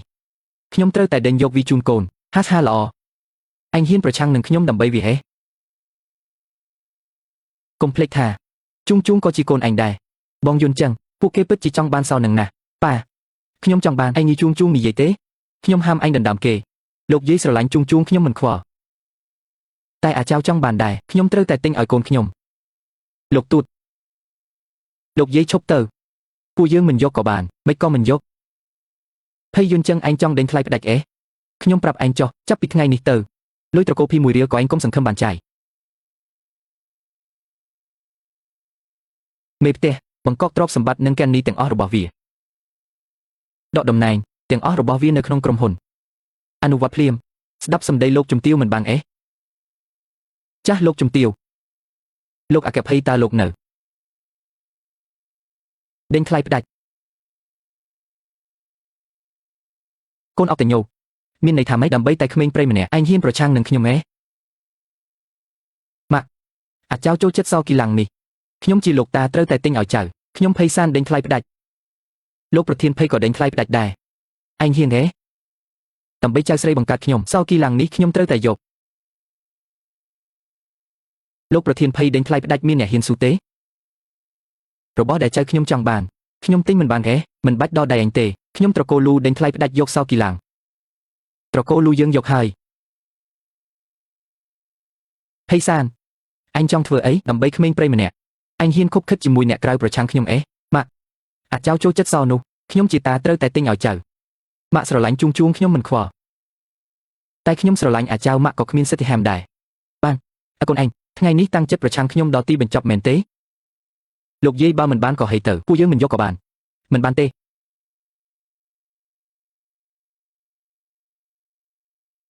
មេផ្ទះឆាប់បង្កប់លុយទាំងអស់ដែលជាឈ្មោះភ័យសានលោកជំទាវខ្ញុំបង្កប់លុយលោកប្រធានមិនបានទេម៉ាក់កុំប្រឹងអីម៉ាក់អាចបង្កប់លុយយន្តចឹងបានតែខ្ញុំជាប្រធានគ្រួសារត្រកូលភ័យម៉ាក់គ្មានសិទ្ធិទេអូយអាយ៉ាលុយនេះហាតាភ័យទីបំផុតលោកធ្វើរឿងត្រឹមត្រូវហើយស្មានថាជាតាកញ្ចាស់ខ្លាចម៉ាក់មួយជីវិតហើយតើរឿងផ្សេងខ្ញុំអាចទ្រាំបានតែដើម្បីចៅស្រីបង្កើតរឿងនេះខ្ញុំមិនថយដាច់ខាតរឿងនេះខ្ញុំមិនថយដាច់ខាតប្រយ័ត្នម៉ាក់ខឹងខូចសុខភាពមិនអីទេទៅផ្ទះចាំសុំទោសគាត់អាចៅលោកតាពាក់សោគីឡាំងនេះឲ្យចៅសង្ឃឹមថាចៅនឹងមានសុខសុវត្ថិភាពនិងរីករាយជារៀងរហូតអរគុណលោកតាស្មានថាបញ្ចូលយាយចាស់នោះទៅអាចគ្រប់គ្រងត្រកូលភ័យចុងក្រោយគាត់គ្មានអំណាចសោះបើចឹងយាយចាស់នេះពឹងលែងបានហើយល្អណាស់ក្នុងភ្នែកពួកឯងថ្ងៃនេះតាំងចិត្តប្រឆាំងខ្ញុំមែនទេពួកឯងធំអស់ហើយខ្ញុំគ្រប់គ្រងលែងបានហើយជីវយឺតោះយើងទៅប៉ាលោកយាយខឹងខ្លាំងហើយឆាប់ទៅមើលគាត់ទៅនៅមុខគេច្រើនចឹងធ្វើឲ្យគាត់អាម៉ាស់មុខមែនត្រូវហើយតាភ័យ ទោះគាត់ស្រឡាញ់ប្រុសជាងស្រីតែគាត់ចិត្តរឹងមាំណាស់កាលត្រកូលភ័យធ្លាក់ខ្លួនគឺគាត់ម្នាក់ឯងជាអ្នកស្រោចស្រង់ថ្ងៃនេះពួកយើងដូចជាហួសហេតុពេកហើយមិនហើយឆាប់ទៅមើលគាត់ទៅវ៉ាន់ឈីងលោកជំទាវធ្លាប់ធ្វើបាបនាងតែគិតដល់គុណគាត់ផងគាត់មិនមែនមិនចូលចិត្តអាចៅទេគ្រាន់តែគាត់ចង់បានចៅប្រុសបន្តត្រកូលគាត់ចង់ឲ្យត្រកូលភ័យរីកចម្រើនត្រូវហើយវ៉ាន់ឈីងកាលនាងទៅរៀបការគាត់ស្រឡាញ់នាងណាស់គាត់គ្រាន់តែមករឹងតែចិត្តទន់គាត់ចាស់ហើយនាងអភ័យទោសឲ្យគាត់ទៅវ៉ាន់ឈីងយកដល់មុខខ្ញុំអភ័យទោសឲ្យលោកយាយទៅដើម្បីតែចង់បានចៅប្រុសទុកឲ្យកូនស្រីខ្ញុំរងទុកវាសំដែងហ៎ម៉ាក់លោកទូតមិនមែនជាមនុស្សអាក្រក់ទេម៉ាក់កុំខឹងគាត់អីអាចៅកូនភ្លេចហើយជួងធ្វើបាបកូនលោកទូតមិនជួយកូនផងមិនមែនទេលោកទូតបានឲ្យយាយមេផ្ទះមកលាបថ្នាំឲ្យខ្ញុំមកពីម៉ាក់មកដល់ល្មមទើបយាយមេផ្ទះមិនទាន់បានលាប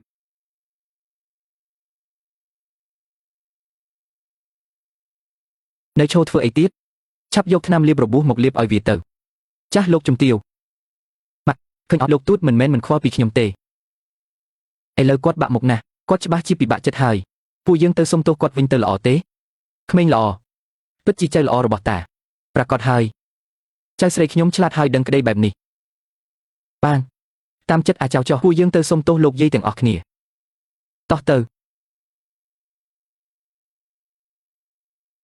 ប៉ះបរអស់ហើយស្លាប់រឹងអស់ហើយហ៊ានធ្វើឲ្យខ្ញុំអាម៉ាស់មុខនៅខាងក្រៅលោកយាយកុំខឹងអីជីវយឺ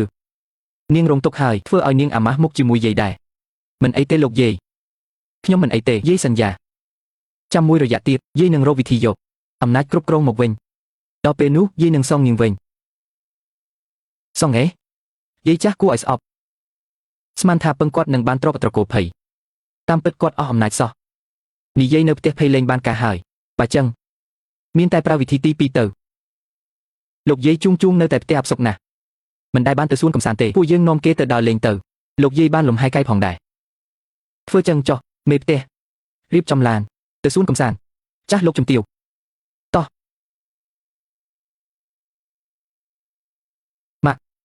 ម៉ាក់ចង់ទៅណាលោកជំទាវមិនសប្បាយចិត្តខ្ញុំនាំគាត់នឹងជួងទៅសួនកំសាន្ត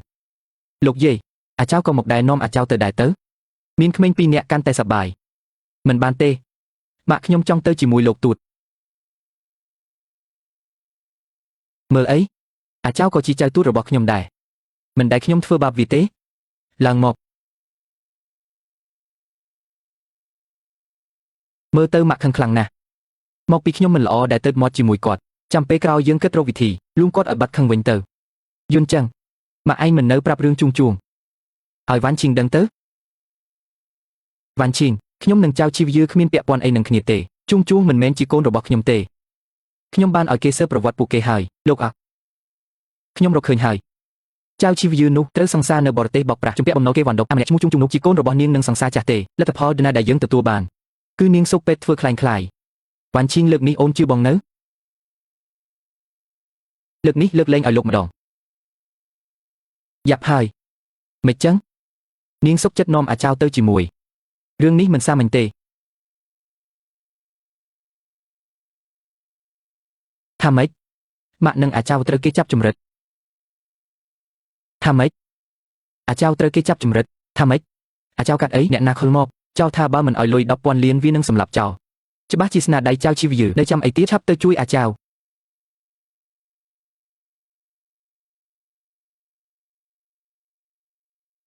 ហាយាយចាស់ខ្ញុំត្រូវការតែលុយ10,000លានមិនឲ្យខ្វះមួយរៀលលុយចូលកងពេលណាដោះលែងពួកឯងពេលហ្នឹងយកសប្តាហ៍លុយត្រកូលភីមួយរៀលក៏មិនឲ្យដែរដាច់ខាតមិនឲ្យលុយបើឲ្យលុយពួកយើងកាន់តែគ្រោះថ្នាក់ត្រូវតែរកវិធីពន្យាពេលហាមឲ្យក្មេងទាំងពីរនឹងជីវយឺមានគ្រោះថ្នាក់ផឹកស្រាមិនផឹកចង់ផឹកស្រាពីណីយាយចាស់មាត់រឹងណាស់ណាចាំមើលខ្ញុំសម្លាប់ក្មេងនេះឲ្យមើលថ្ងៃនេះខ្ញុំនឹងសម្លាប់ក្មេងនេះចោលគ្រាន់តែជាក្មេងស្រីម្នាក់ប៉ុណ្ណោះចង់សម្លាប់ក៏សម្លាប់ទៅលុយត្រកូលភ័យមួយរៀលក៏មិនឲ្យអញដែរ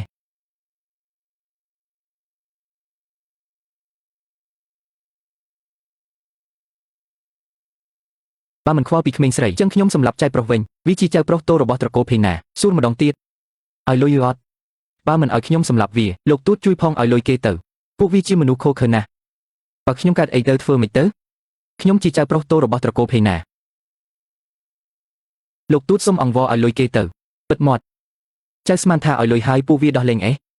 យតែពួកវាមិនទាន់បានលុយទើបយើងមានសុវត្ថិភាពចុះបើវាមិនបានលុយហើយសម្រាប់ពួកយើងទាំងអស់គ្នាមិនទៅលោកទូតដាច់ចិត្តឃើញជួងស្លាប់ហឹមមនុស្សតកោភ័យទោះស្លាប់ក៏ត្រូវស្លាប់ដោយថ្លៃថ្នូរដែរបើដល់ដំណាក់កាលនោះមែនយកជីវិតពួកយើងទៅចុះកុំសង្ឃឹមថានឹងបានលុយ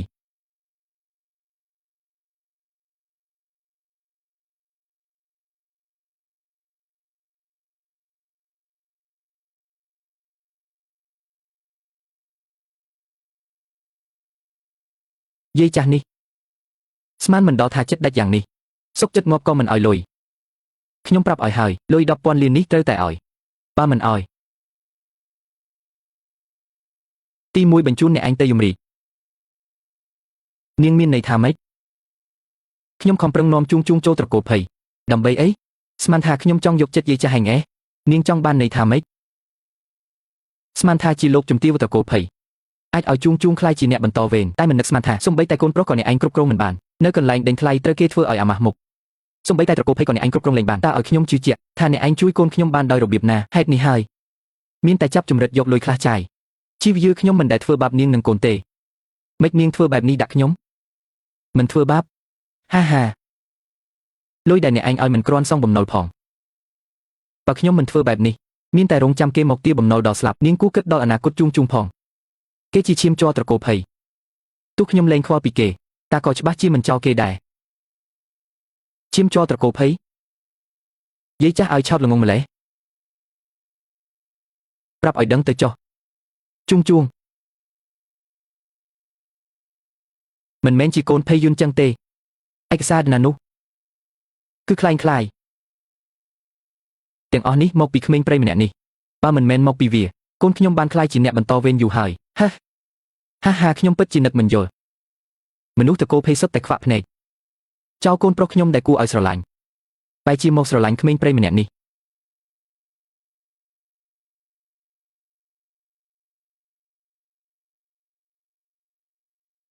ថ្ងៃនេះខ្ញុំនឹងសម្លាប់វាចោលកុំចង់សម្លាប់ខ្ញុំមកកុំធ្វើបាបលោកទួតពេលនេះចេះការពារគ្នាណាហួសពេលហើយពេលខ្ញុំរាប់ដល់3ខ្ញុំនឹងវាលោកទួតចាស់ហើយទ្រាំមិនបានទេវាខ្ញុំជំនួសវិញទៅអាយ៉ាក្មេងនេះខ្លាំងណាស់តើបើឯងចង់ការពារវាចឹងចាប់ផ្ដើមពីឯងមុនឈប់សិនចង់បានលុយប៉ុន្មានក៏ខ្ញុំឲ្យចង់បានអីក៏ខ្ញុំឲ្យទាំងអស់យាយចាស់មិននិយាយចឹងតាំងពីដំបូងតែយកក្រដាសនិងប៊ិចមកឲ្យសរសេរលេខកុងនិងលេខសម្ងាត់បាទម៉ាក់ខ្ញុំមិនបាច់សរសេរទេខ្ញុំចង់ចេញក្រៅបានម៉ាក់នាំកូនចេញក្រៅកូនត្រូវស្ដាប់បង្គាប់ណាមើលយាយចាស់នេះឲ្យល្អកុំឲ្យវាលេងល្បិច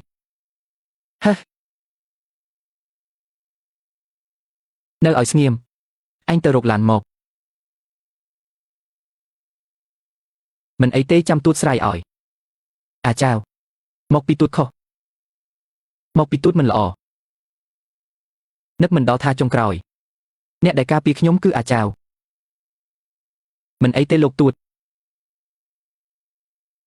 អាចៅចៅធ្វើអីខ្ញុំខំខ្សែឲ្យលោកទួត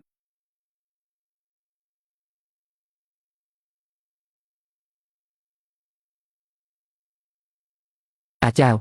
ចាំទួតស្រ័យឲ្យវារត់បាត់ហើយតាមចាប់លោកទួតរត់ឲ្យលឿនខ្ញុំទៅហៅគេឲ្យមកជួយកុំរត់តាម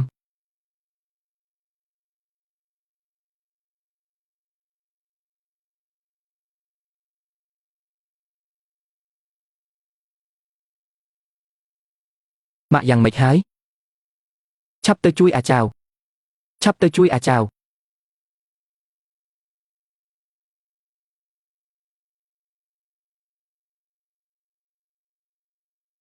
ឲ្យមើលយាយចាស់នោះមិនឲ្យរត់រួចខ្ញុំគ្រាន់តែទៅរកក្រដាសនិងប៊ិចវាក៏រត់បាត់ទៅបានក្មេងនេះមួយក៏បានដែរ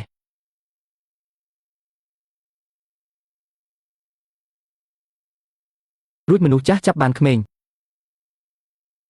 ម៉ាក់ឯងស្រឡាញ់ឯងណាស់ឲ្យវាយក 10,000 លានមកដូរអ្នកងៀងចាប់ចម្រិតគឺខុសច្បាប់ធ្វើបែបនេះមិនត្រូវទេហឹម ខ្ញុំអស់ផ្លូវដើរហើយខ្ញុំចង់បានតែលុយបើថ្ងៃនេះមកឯងមិនយកលុយមកទេកុំបន្ទោសថាមេងចិត្តអាក្រក់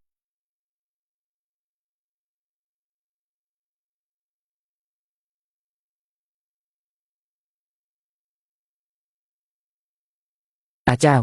កូនមិនអីទេហ៎ម៉ាក់អាចៅមិនអីទេ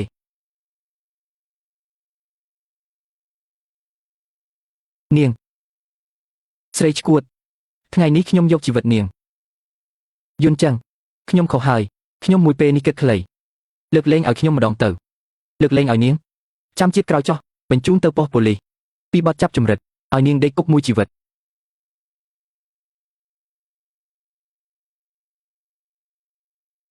អាចៅទូតខុសហើយទូតមិនល្អដាក់ចៅទូតសុំទោសចៅមិនអីទេលោកទូតមិនអីទេមែនទេលោកទូតខ្ញុំមិនអីទេសំណាងបានអាចៅជួយវ៉ាន់ឈីងកន្លងមកគឺម៉ាក់ចាស់ល្ងងខ្លៅចង់បានតែចៅប្រុសមិននឹកស្មានថាចុងក្រោយអ្នកដែលហ៊ានស្លាប់ជំនួសខ្ញុំបែរជាអាចៅទៅវិញកូនអាចលើកលែងទោសឲ្យម៉ាក់ទេលោកជំទាវរឿងហួសហើយឲ្យហួសទៅចុះខ្ញុំក៏ធ្វើមិនបានល្អដែរម៉ាក់ពួកយើងក៏ខុសដែរដែលមិនគួរប្រឆាំងម៉ាក់នៅកន្លែងដេញថ្លៃម៉ាក់សុំទោសល្អហើយមិនអីទេចាប់ពីថ្ងៃនេះទៅអាចៅជាអ្នកបន្តវេនត្រកូលភ័យតែមួយគត់តោះយើងទៅផ្ទះឆ្លងកាត់តាមសភានេត្រី Peptide Technology ធ្វើឲ្យអតិថិជនគឺជឿទុកចិត្តជាមួយនឹងយេសកា Collagen 3 Peptide មែនតើដោយសារតែប្រើទៅបានផលតាំងពីប្រអប់ទី1ប្រើយេសកា Collagen ម្ដងស្មើនឹង Collagen ធម្មតា10ដបឯណោះយេសកា Collagen គឺជា Collagen 3 Peptide ដែលបានឆ្លងកាត់បច្ចេកវិទ្យាទំនើបចុងក្រោយគេបង្អស់របស់ប្រទេសជប៉ុនត្រូវបានទទួលស្គាល់ជាអន្តរជាតិជាពិសេសគឺ Worldwide ខ្លាំងមែនតើនៅលើពិភពលោកអ្នកណាមិនល្បីអ្នកណាមិនស្គាល់ជាមួយនឹងប្រភេទ 3 Peptide គឺជា Collagen ដែលមានប្រសិទ្ធភាពខ្ពស់ខ្លាំងបំផុតបើធៀបទៅនឹង Collagen ផ្សេងៗទៀតសម័យមើលសូម្បីតែអ្នកជំនាញសាស្ត្រាចារ្យអ្នកវិទ្យាសាស្ត្រតាក់ទងទៅនឹងបច្ចេកវិទ្យាក៏ណែនាំឲ្យប្រើជាមួយនឹងពពុះ Collagen 3 Peptide ដែរដោយសារតែវាមានម៉ូលេគុលតូចខ្លាំងមែនតើងាយឲ្យសារពាង្គកាយស្រូបយកជាពិសេសគឺទទួលបានប្រសិទ្ធភាពខ្ពស់ខ្លាំងមែនតើញ៉ាំជាមួយនឹងយេសកា Collagen 3 Peptide ជាប្រចាំថ្ងៃបងអូនចំណេញលុយហើយចំណេញពេលខ្លាំងមែនតើចំណាយចាំគោលដៅទទួលបានសម្រស់ស្រស់ស្អាតតាំងពីក្បាលរហូតដល់ចុងជើងជាពិសេសសុខភាពរបស់យើងក៏អំណោយផលល្អដែរញ៉ាំជាមួយនឹងយេសកា Collagen 3 Peptide ជាប្រចាំថ្ងៃជួយសម្រួលដល់ការគេងសម្រួលដល់បញ្ហារោគស្ត្រីរដូវមកទៀងទាត់ល្អកាត់បន្ថយការឈឺចុកចាប់សន្លាក់ជាពិសេសគឺជួយបង្កើនអង្គពីកការពារប្រឆាំងទៅនឹងមេរោគក៏ដូចជាជំងឺផ្សេងៗផងដែរជាពិសេសគឺជំងឺផ្ដាសាយមួយវិញទៀតជួយបំបត្តិនៅបញ្ហាស្នាមផ្នែកជ្រៀតជ្រោយនៅលើស្បែកជួយឲ្យស្បែកសភ្លឺថ្លាចេញពីខាងក្នុងសក់កញ្ចក់ដុសលូតលាស់វិញល្អរឹងមាំមែនតើតាមទាំងជួយការពារស្បែកពីពន្លឺ UV កុំឲ្យកើតមាននៅបញ្ហាក្រហមបំបត្តិទាំងបញ្ហាមុខមុនស្នាមចំអាចរយនៅលើស្បែកទៀតញ៉ាំជាប្រចាំថ្ងៃសម្រាប់កាន់តែក្មេងជាងវ័យសុខភាពក៏ល្អគ្មានជាតិស្ករប៉ះពាល់សុខភាពឬក៏ធ្វើឲ្យធាត់ឡើយ